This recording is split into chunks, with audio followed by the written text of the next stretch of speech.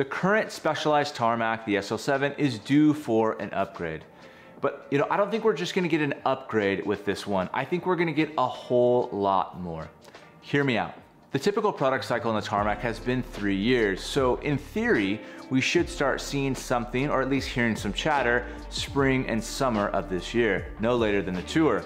But I think we're gonna see something completely different. See, I think we're gonna see a split in the lineup. If you look at the performance road category right now, there are a ton of bikes. In fact, I'd argue that there are too many and that they're cannibalizing each other. So it's my prediction that the Aethos will be discontinued and that the Tarmac will move in that direction.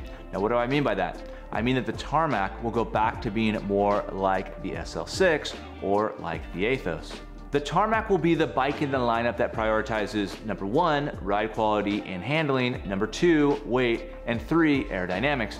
Now that's not to say that the Tarmac is not going to be aerodynamic, it's just not going to be the bike's main priority. If you were watching a Grand Tour, this would be the bike that you'd see ridden on mountain stages and by GC contenders. If the Tarmac goes in that direction, well, now you've got a gap in the lineup, a gap that could be filled perfectly by a bike like the old Venge.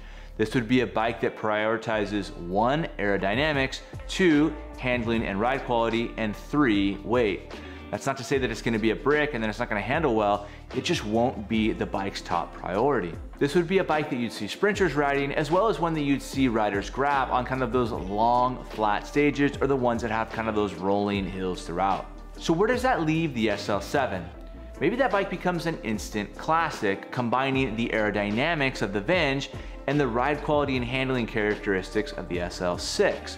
It's kind of the best of both worlds. And if you love the SL7, but you've been anxiously awaiting the new one to upgrade, maybe you're gonna face a predicament. Do you want the ride quality, handling, and lightweight characteristics of a new Tarmac, or do you want the aerodynamics and raw speed of the Venge? It's quite the predicament. Look, I don't have the answer, and this is all hypothetical. I have no inside information to any of this. I just kind of watched how that performance road category has expanded and contracted over the years. Even with the bike industry being a mess right now, I feel like Specialized has to respond to bikes like the Cervelo S5, which I would say is the king of the aero bike world right now.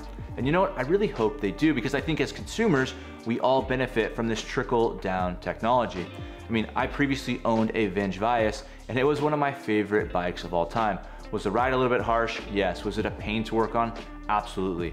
But man, riding that bike was such a blast. So sit back, grab your popcorn, and let's all watch together as these spy shots start to roll in over the next few months. Oh, and drop me a comment below and let me know your prediction for the new Tarmac. Anyways, until next time.